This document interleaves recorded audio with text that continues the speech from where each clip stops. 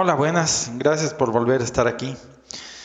Am, este video ha sido complicado para mí de hacerlo, no por la parte técnica, sino por una serie de razones que explicaré al final. Así que, al contrario de lo que he hecho muchas veces, ahorita me voy a ir directo al grano y mis comentarios, preguntas, análisis, como le quieran llamar, los dejo para el final. Em, en este video, Sara, básicamente quiero plantear un asunto. La Francia está fregada, eso no tiene vuelta de hoja. La pregunta es nada más, ¿qué tanto? Y eso es lo que me gustaría que respondiéramos entre todos. ¿Qué tan jodida está la Francia? Antes que nada, quiero darle una serie de agradecimientos a todas estas personas. Para los que son nuevos a este canal, eh, hay algunos comentaristas que han estado conmigo mucho tiempo y no solo son, digamos, lo público pasivo, sino que son los que hacen importante este canal porque sus comentarios, que son muchas veces más importantes que lo que yo planteo, valen muchísimo más la pena porque saben más que yo en muchas cosas.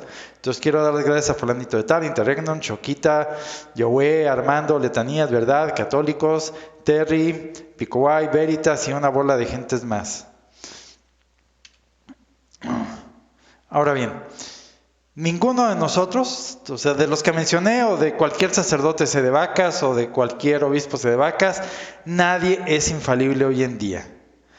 Y el asunto es que ahorita cada quien tiene sus propias creencias y nos apegamos a ellas. De hecho, hay básicamente tres corrientes dentro del sedevacantismo, los que llaman el conclavismo, los conclavismo que son los que creemos que la iglesia todavía puede salvarse mediante un conclave imperfecto que sería llevado a cabo no por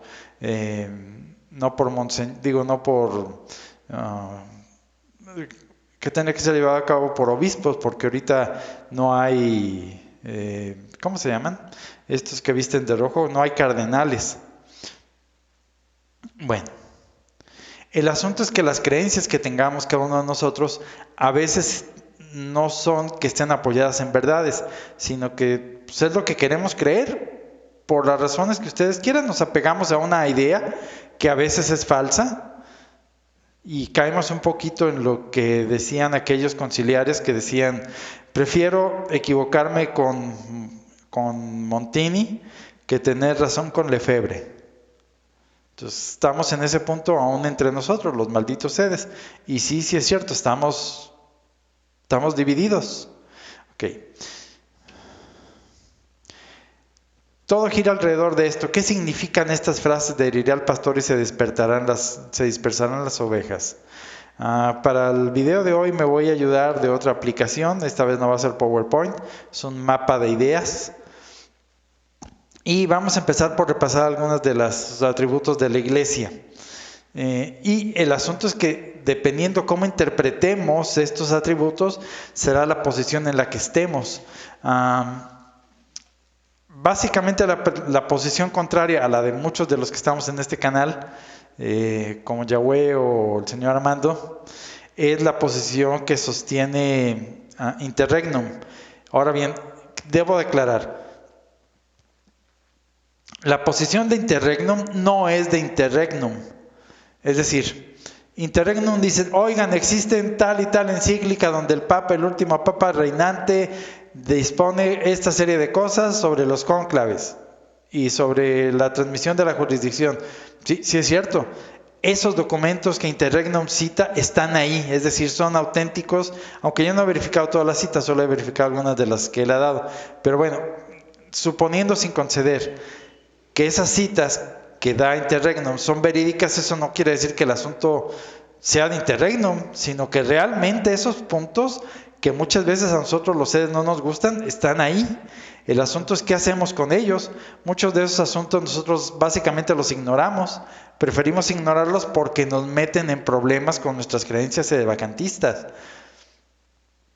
Y todo eso nos lleva a responder de diversos modos o en diversos grados qué tan fregados estamos, qué tan jodidos estamos.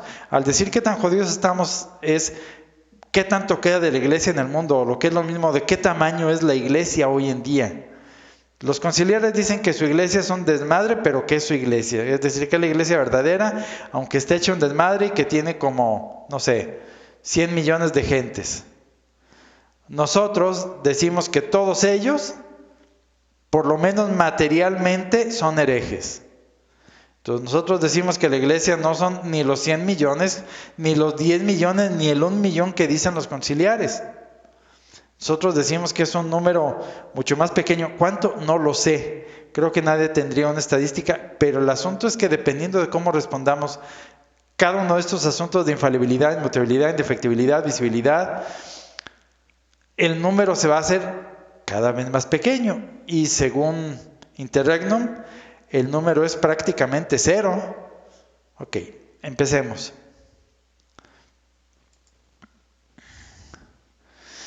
¿Cómo entiendo yo el asunto de la infalibilidad? Porque aquí va a depender de cómo interprete cada quien cada uno de estos conceptos.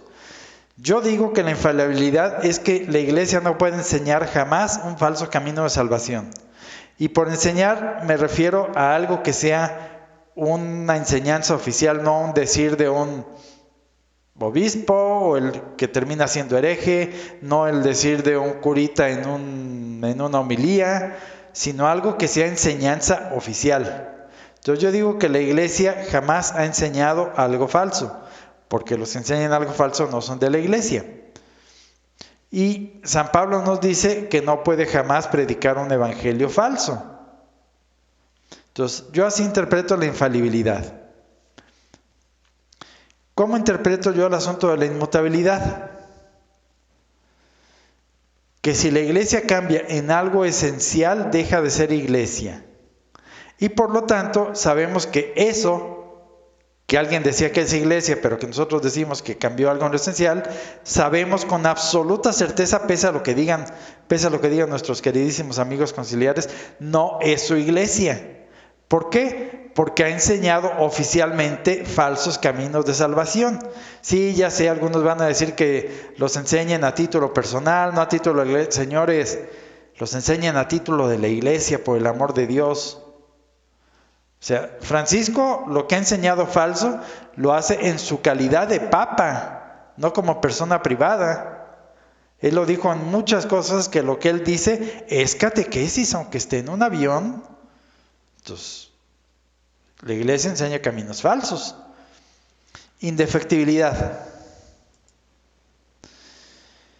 Que no puede fallar, que no puede desfallecer en su misión y que no puede dejar de ser la iglesia. Así es como yo interpreto el atributo de la indefectibilidad. Entonces, todos estamos de acuerdo en que la iglesia es infalible, en que es inmutable y que es indefectible, porque eso está en cualquier libro de teología que nos metamos. El asunto es quién tiene esos atributos hoy en día. Obviamente a la iglesia conciliar no. Y Interregnum va a decir que nosotros los sedes tampoco. Y los conciliares van a decir que nosotros porque no tenemos la visibilidad. Entonces el asunto es cómo se interpreta el asunto de la visibilidad. Ahora bien, yo digo, y esta es mi posición, que lo de la visibilidad no tiene que ver con un anuncio escrito en letras de neón que diga, aquí está la iglesia. Yo digo que el asunto de la visibilidad tiene que ver con que se pueda distinguir visiblemente, por la verdad de lo que enseña, de entre toda la competencia en el mercado religioso. Ahora bien, aquí nos metemos en un asunto complicado dado por su santidad Pío XII, si mal no recuerdo, en la Mystica Corporis, no estoy seguro, pero Interregnum o Armando se van a saber de memoria esta cita. Uno de los papas, según yo es Pío XII, no me hagan mucho caso, prohibió que la iglesia, ellos definieron que la iglesia tiene un cuerpo y un alma. El alma es el Espíritu Santo. Y por ahí, si mal no recuerdo, santidad Pío XII dijo que algunas personas, aunque no estén en el cuerpo de la iglesia, sí están apegadas al alma de la iglesia. Pero algún otro papa por ahí, no estoy seguro si era Pío XII, prohibía que nosotros definiéramos la iglesia como una entidad pneumática, con P, pneumática, es decir, netamente espiritual, sin límites físicos definidos. para distinguirla de lo que sería el Espíritu Santo o el alma de la iglesia. Entonces él dice que la iglesia tendría que ser una cosa física, porque una iglesia pneumática, es decir, como fantasmal, como le llamaban los mediums a las entidades a finales del siglo XIX, inicios del XX, a las entidades neumáticas, creo que era en ese sentido en el que lo decía este Papa. Entonces, tenemos dos limitantes. La iglesia tiene que ser visible, es decir, tiene que poderse distinguir, tiene que ser física y aún así no debe de ser pneumática, es decir, sus límites tienen que estar un poco más o menos definidos. Y el asunto es que la iglesia que propone nuestro buen amigo Interregnum, aquí viene el primer problema, sería pneumática porque no tiene nada definido esa iglesia que él propone. Él propone una iglesia donde no hay jerarquía y los únicos que la componen son feligresía, es decir, la iglesia diciente. Él dice que no hay iglesia docente. Luego, el siguiente punto es, si esa iglesia es visible, pues tiene miembros, el asunto es quiénes la conforman. Mi definición, nuevamente esta es la que yo pongo como mi definición de trabajo, yo diría que esta es la más importante de todas para mí, es que yo digo que la iglesia católica es y está donde se acepten todos los dogmas. Es decir, si una persona o si un conjunto de personas aceptan todos los dogmas de la iglesia, ahí está la iglesia. Segundo, donde se practica la religión, es decir, donde se cumplen los deberes tal cual nos dejaron los papas, que el último fue su santidad Pío XII,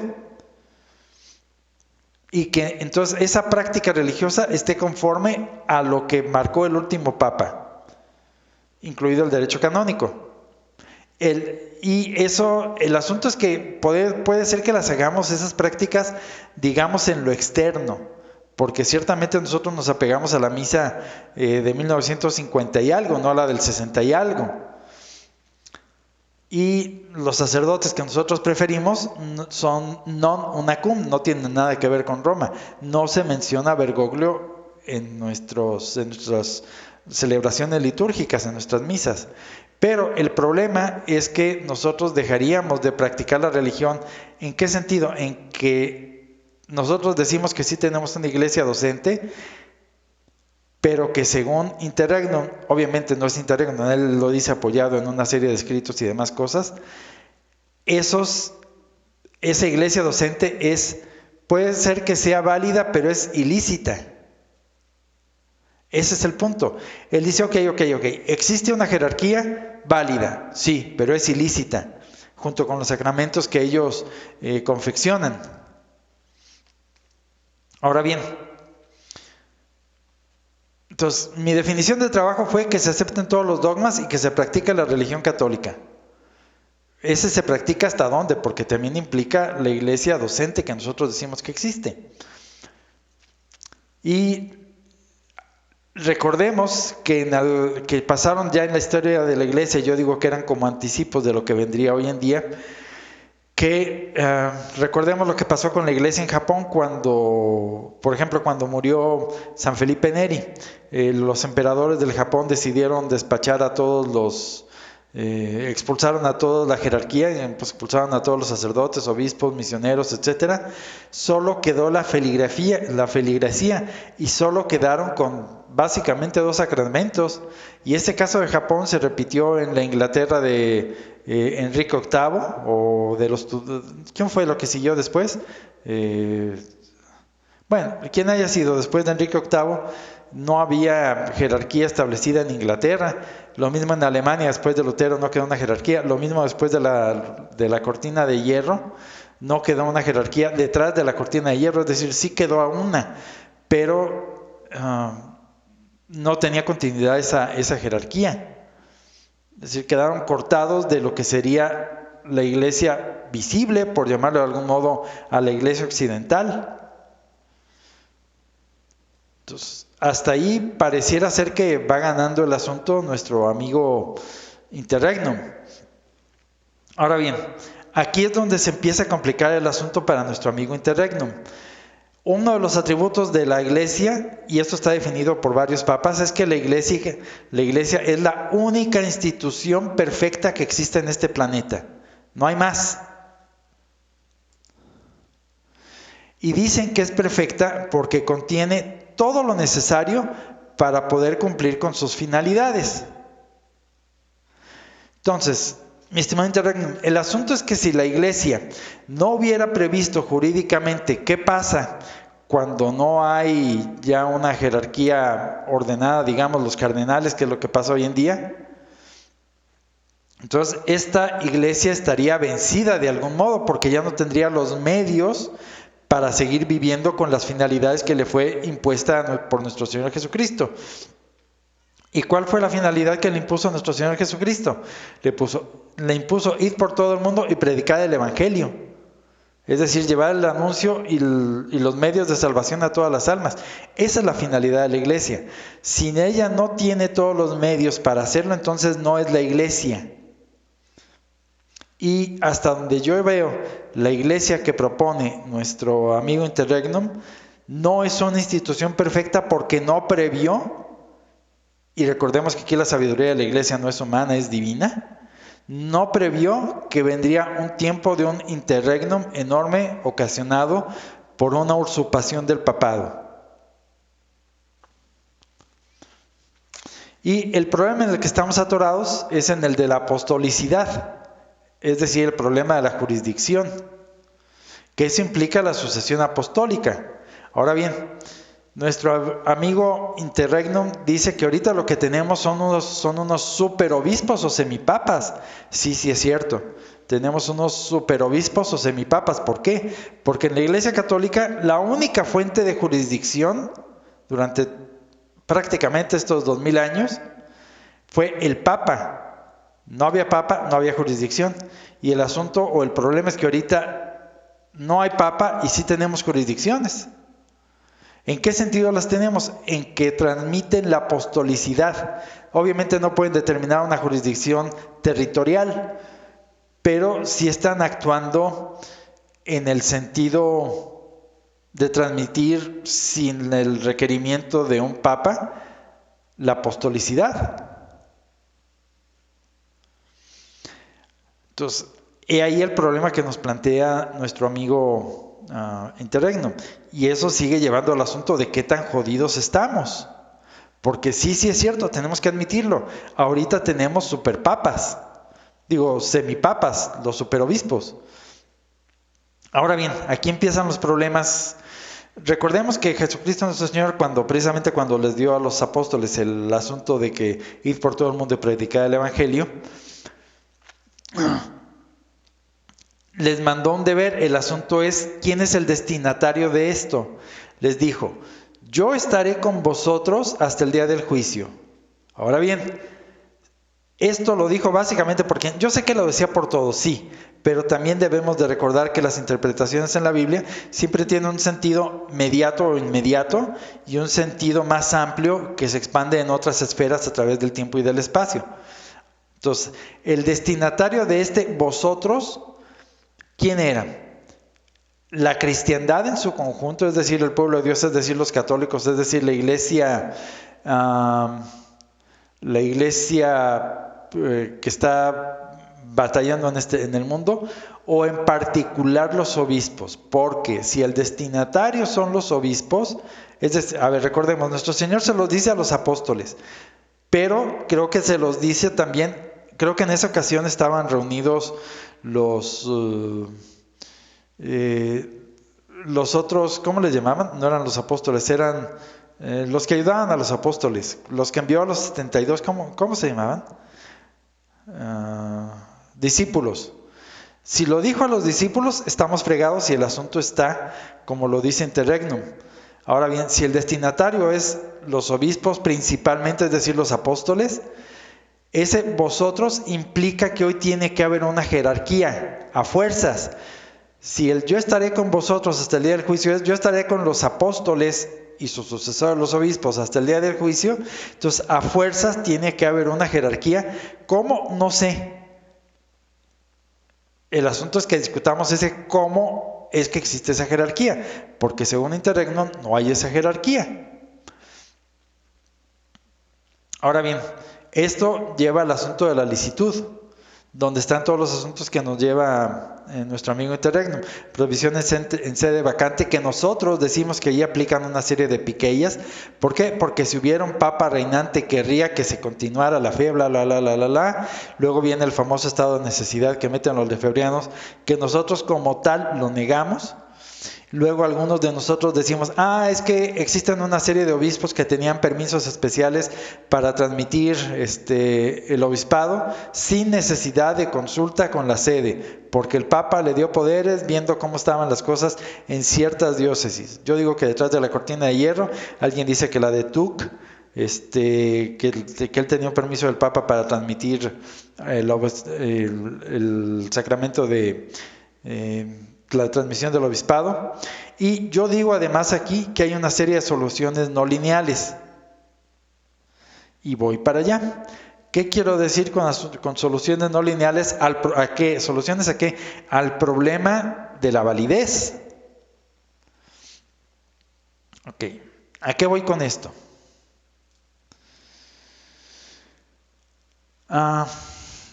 Yo siempre he propuesto, o he dicho, que Dios tiene un sentido del humor sumamente raro. Yo siempre he pensado que el día del juicio universal, Dios se va a reír en la cara de todos los que proponen un universo de millones de años. Y digo que les va a gastar la broma más inmensa que ha habido y habrá jamás. ¿Por qué? Porque la teoría normal dice que el mundo tiene millones de años. Nosotros decimos que tiene 6,000. Como ven, hay algunos millones de años de diferencia. Entonces, solo uno de nosotros dos puede tener la razón. O ellos la tienen y el mundo tiene millones de años, o la tenemos nosotros y el mundo solo tiene 6,000 años. Este es el conflicto aparente en nuestra lógica. Y es aquí donde Dios se saca de la manga una solución no lineal, que yo digo que de este estilo va a ser la solución del problema de la iglesia hoy en día.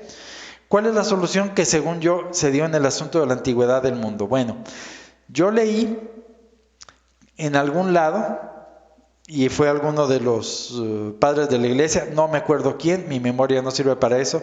Si alguien tiene la cita, por favor que nos diga, que este descendiente de los apóstoles, este padre de la iglesia, decía que Dios cuando creó el mundo lo creó antiguo y joven a la vez, porque lo creó en solo 6 días, pero contenía intrínseca la antigüedad de los millones de años.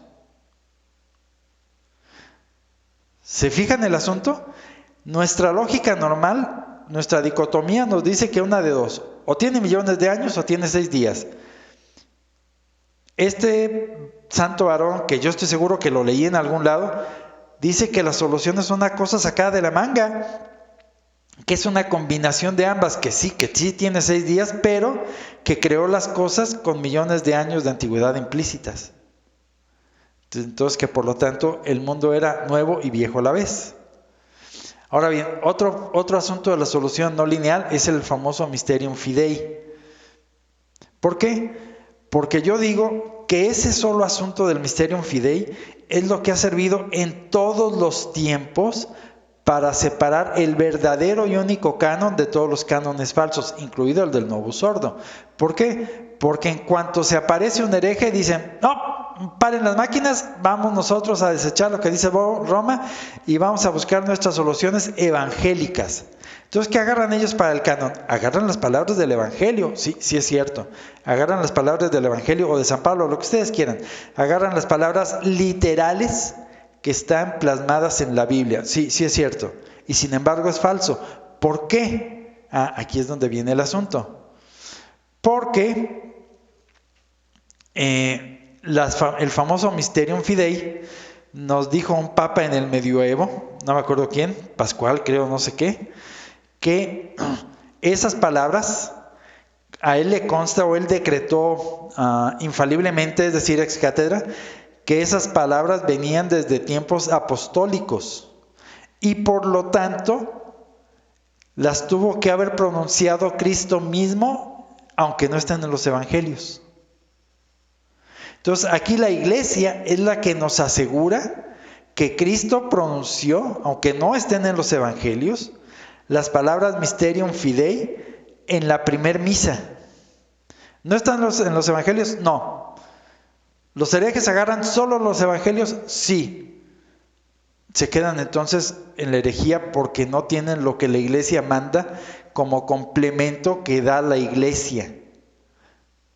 Y la iglesia dice que estas palabras deberían estar, si lo queremos ver así, o tienen tanta validez como si estuvieran escritas en los evangelios. Entonces a nosotros es el peso de Pedro el que nos dice que el canon válido incluye el Mysterium Fidei, porque él dice, les aseguro que Cristo mismo lo dijo. Entonces yo digo que esta es otra solución no lineal por la cual se vale Dios para separar en todos los tiempos, incluso hoy en día, las verdaderas misas en todo el mercado de misas que hay hoy en día. Ahora bien, nuestro amigo Interregnum, que sí, ya dije, no es él, hay muchos que tienen esa postura.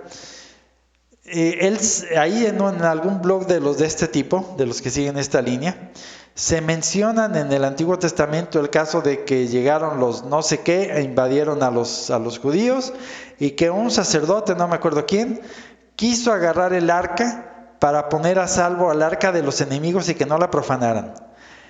Y, es decir, lo hizo con la mejor de las intenciones. El Señor quiso agarrar el arca y su contenido para ponerlo a salvo de una profanación. Sin embargo, pese a esto, dado que existía una prohibición de Dios de que nadie excepto el sumo sacerdote tocara el arca, esta persona, este sacerdote, con la mejor de las intenciones, lo tocó y se murió, que era el castigo, la muerte del castigo de quien tocara el arca. Entonces ellos dicen que la solución, que el problema hoy en día es algo semejante, que los obispos, queriendo salvar el obispado católico, caen en el error de convertirse en algo ilícito porque se convierten en semipapas, que es algo semejante a lo que pasó con este sacerdote del Antiguo Testamento. Ahora bien, yo recuerdo que las leyes del Antiguo Testamento, Dios a veces se las salta por la torera, porque él mismo dice que el caso de que David se comió los panes consagrados y no se le tomó a pecado. Entonces, el asunto es que a veces las leyes sí se toman al pie de la letra, a veces no. Y es ahí donde nos estamos peleando. Luego, recordemos entonces que en la Iglesia Católica siempre han existido dos vías. La vía ordinaria y la vía extraordinaria. Lo ordinario es que todo pase por la vía ordinaria. Por ejemplo, el que no comiere mi carne ni bebiere mi sangre no tendrá vida eterna. Y sin embargo, sabemos de gente que en su vida hizo comuniones, ni bebió su sangre, y sin embargo está salvada. Les pongo un caso muy sencillo.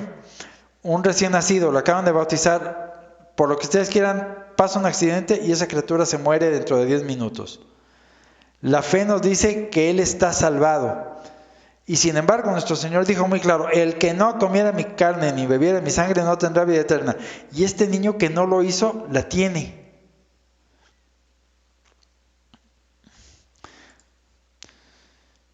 Otro caso.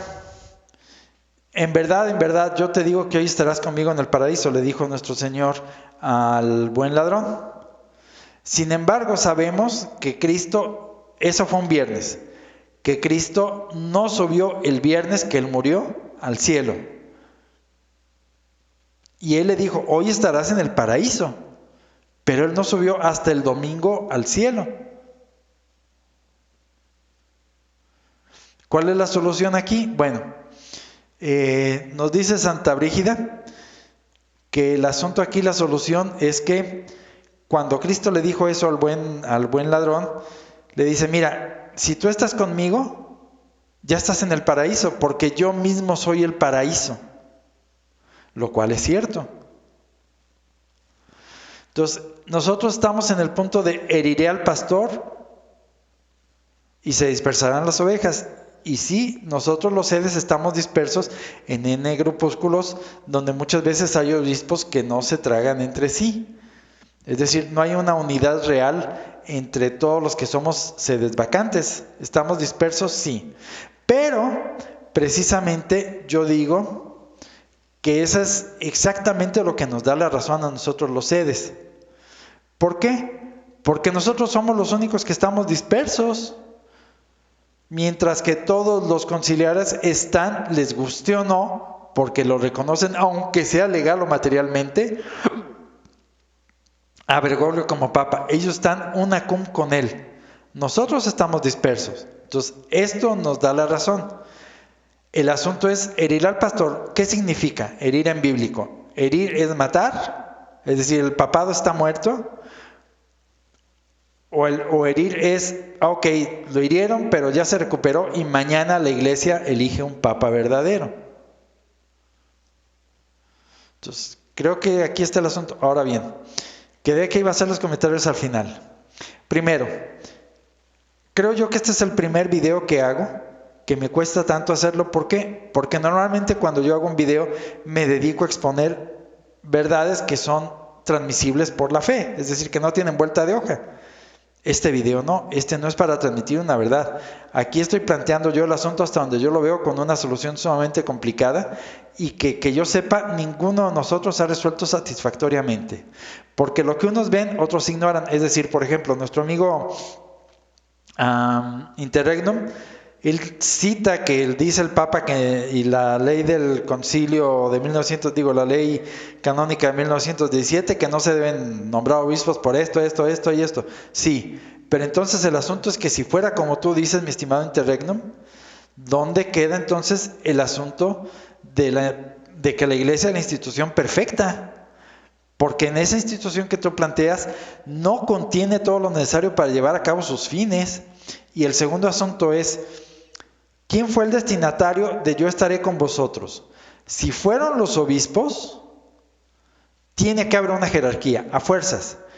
Y el asunto es que si no fueron los obispos, estamos en una serie de problemas de la hermenéutica, de la interpretación, no solo de esto, sino de otro puño de pasajes. Entonces yo esto es lo que le decía a Interregnum, que el armar este video, nos lleva a una serie de posiciones encontradas que yo digo que son paradojas. Y el otro día yo escuchaba a un cura en la homilía que decía, señores, Dios no es un ser maligno que se dedique como un niño malcriado a agarrar una mosca y arrancarle las patas o las alas y ver qué hace. Es decir, no nos pudo haber puesto nuestro Señor ante un problema insoluble desde el punto de vista de la lógica y de la dogmática, porque entonces Él se estaría divirtiendo a nuestras expensas. Entonces, ¿tiene que haber una solución lógica en algún lado? Sí. Yo digo que la solución va a estar como en el lado de la antigüedad de la tierra, que fue una combinación de ambos, es nueva y es vieja a la vez. Entonces la solución tiene que estar en algo de esto que tiene que dar la institución perfecta y por lo tanto, de algún modo, nosotros los sedes somos verdaderamente la iglesia, aún con nuestra jerarquía, que parece ser por algunas cosas que fuera válida pero ilícita. Entonces, de eso es de lo que se trataba esto. Esto es lo que me costaba trabajo poner en un video. Esto es lo que yo les pedía, que nos reuniéramos a discutir, platicar, intentar llegar a alguna solución. Yo sé que nosotros no somos perfectos, dogmáticamente hablando, no somos infalibles. Entonces, hasta que no llegue un papa verdadero y nos diga, señores, la solución teológica era esta, pero desgraciadamente ahí tenemos el antecedente del de Occidente, del cisma de Occidente. Había 3 papas, visiblemente. Obviamente había un papa y 2 antipapas. El asunto es que nunca se ha dado una solución teológica de quién de los 3 era el papa, creo yo. Porque creo que la solución final que se adoptó es renunciamos los 3 y se vuelve a elegir uno. Entonces creo que el asunto quedó abierto. No sé si los podamos solucionar entre nosotros hoy en día.